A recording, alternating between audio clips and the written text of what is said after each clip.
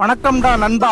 இன்னைக்கு பாத்தீங்கன்னா ஞாயிற்றுக்கிழமை சாயந்தரம் அப்பா கீரை அறுத்துக்கிட்டு இருந்தாரு. இது பாத்தீங்கன்னா தண்டு கீரை. இதுல இரும்பு சத்து, கால்சியம் சத்துலாம் அதிகமா இருக்கும். நான் அப்படியே ஒரு சிவப்பு கொய்யாவை கடிச்சிட்டு நம்ம தோட்டத்து மரத்துல பழுத்த சப்போட்டா பழத்தை சாப்பிட்டேன். அவ்வளவு இனிப்பா இருந்துச்சு. இது சாப்பிடறதுனால நம்ம இம்யூனிட்டி பவர் இன்க்ரீஸ் ஆகும். யாராவது இந்த பழத்தை சாப்பிட்டுருக்கீங்களான்னு கமெண்ட்ல சொல்லிட்டு போங்க. இது பாத்தீங்கன்னா எங்க ஊர் சைடு சொடக்கு தக்காளின்னு சொல்லுவோம். ஏன் அப்படி சொல்றோம்னா நெத்தியில அடிச்சா சொடக்குன்னு சவுண்ட் வரும். இப்படி இந்த பழத்தை சாதாரணமா நினைச்சிடாதீங்க. சாப்பிடுறது நம்ம கண்ணுக்கு அவ்வளவு நல்லது. இதுல விட்டமின் சி இருக்கு. நம்ம அப்பா அறுத்து வச்ச ஃப்ரெஷ்ஷான தண்டுக்கீரைய தண்ணியில கழுவிட்டு இருக்கேன். நம்ம வீட்டுக்கு போக மீதிய சேல்ஸ் பண்ணிக்கிறோம் எங்க ஏரியாலேயே. இது என்னன்னு பாத்தீங்கன்னா ஃப்ரெஷ்ஷான நாட்டு தக்காளி. இதெல்லாம் நீங்க ஒரு பழம் போட்டாலே போதும், புளிப்பு அவ்வளவு புளிப்பா இருக்கும். இந்த தண்டுக்கீரைய ஒரு கெட்டு 10 ரூபான்னு எங்க ஏரியாலே நாங்க சேல்ஸ் பண்ணிக்கிறோம். வீடியோ பாக்குற நீங்க வாரத்துக்கு ஒரு தடவையாவது கீரை சாப்பிடுங்க. இது பாத்தீங்கன்னா ஃப்ரெஷ்ஷான நாட்டு மல்லி. நான் போடுற வீடியோ உங்களுக்கு பிடிச்சிருந்துச்சுன்னா லைக் போடுங்க, அப்படியே ஃபாலோ பண்ணி விட்டு போயிருங்க. அப்பதான் இன்னும் நல்ல நல்ல வீடியோ பார்க்க முடியும். இந்த நாட்டு மல்லியும் கெட்டு 10 ரூபா தான். அடுத்து பாத்தீங்கன்னா அதிக நார் சத்து மற்றும் பொட்டாசியம் நிறைந்த நம்ம தோட்டத்துல விளைஞ்ச கொய்யா பழம். இது பாத்தீங்கன்னா நாங்க கிலோ 40 ரூபாய்க்கு கொடுத்துக்கிட்டு இருக்கோம். இருக்கிறதுலே நம்ம ஊர் கொய்யா பழத்துக்கு தான் அதிக ஹெல்த் பெனிஃபிட்ஸ் இருக்கு.